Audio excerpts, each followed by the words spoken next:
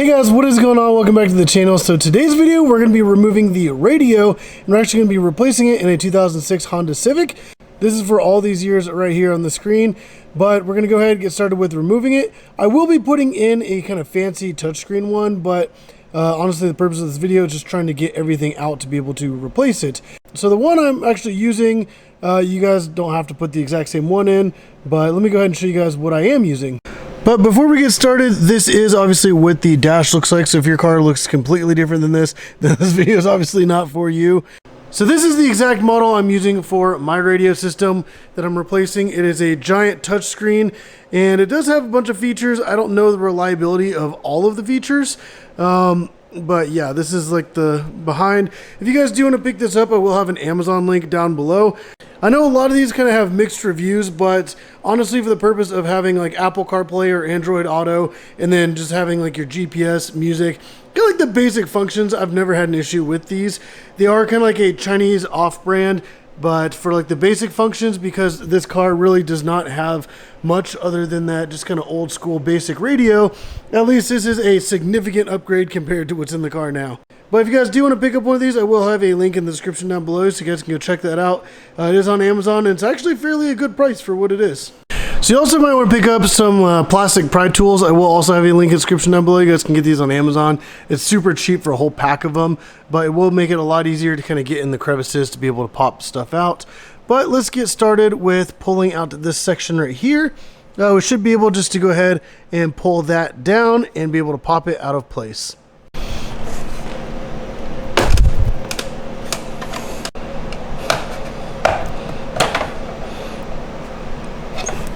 And it does come around to the driver's side, and there we go.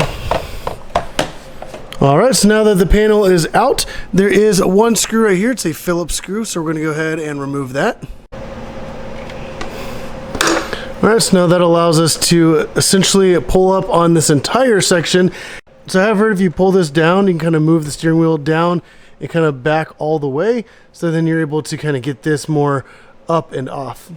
All right, so I'm going to lift up on this to pop it out. I'm actually going to use a little pry tool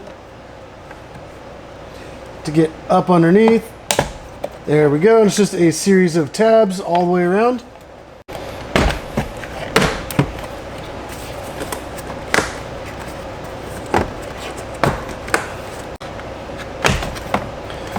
All right, and there is a wiring harness right back behind here. Let's try to get this up and over the wheel. And then there's the plug right here. We can push down on the tab and unplug that. Alrighty. And that's that plug right there. So now what we need to do next is in the center console. So I'm going to move the camera so you guys can see that a little bit better. Alright, so once we come into this little center console pocket, there's going to be, I don't know if you can really tell, like in this back section, it's like a separate little panel. The shadows are kind of bad, but let's see, get the pry tool right up in here. There we go. You pop down this little cover and this slides right out. And then right up in the top here, there are going to be a couple, see if I can get the camera up in there.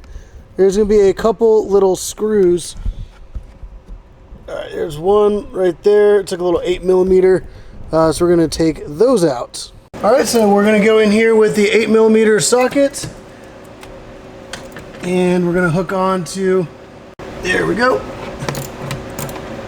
right, so now that I have it loose, I'm just going to unscrew it the rest of the way by hand. All right, there's the first one. So that's kind of what the head of the screw looks like. There we go. And it's not a very long screw either. So we got one down, let's go in for the other one.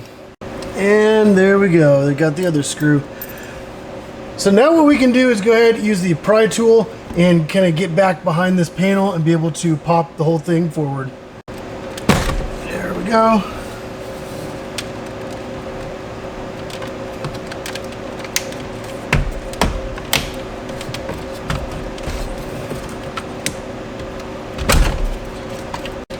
So we're going to reach in behind here and start unplugging pretty much everything that we can. Here we go. There's a plug for like the hazards, the airbag light. There's some other plugs for like the AC controls. go. And then once we flip this around or even up, you start unplugging all of the controls for the radio and everything. There we go. There's little tabs on the top for the radio plugs. All right, there we go. So now once we have this out, in order to put the new one in, obviously it's going to replace like this entire section. So what we need to do is flip it around to the back side. We can take out the back side of the air conditioner vent. There's a few screws here. There's 2 up top, 1 down below. And then we have the 2 screws right here for the airbag sensor. And then this is the hazard. So we got a couple screws on those. And then the AC controls are all across the bottom. So we're going to take those out with just these screws right here. And we're going to install all of these things on the back side of our new housing. Or if you guys have a completely different system that's like a similar kind of new faceplate, because this is all integrated with the radio, it's going to be the same process of just like removing all of these things and mounting them onto the new one.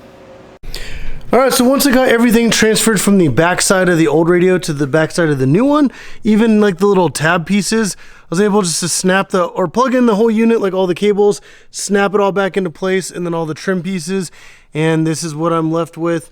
Obviously, the radio the AC controls and the buttons are all original, as well as the hazard button, as you can see, actually works right there.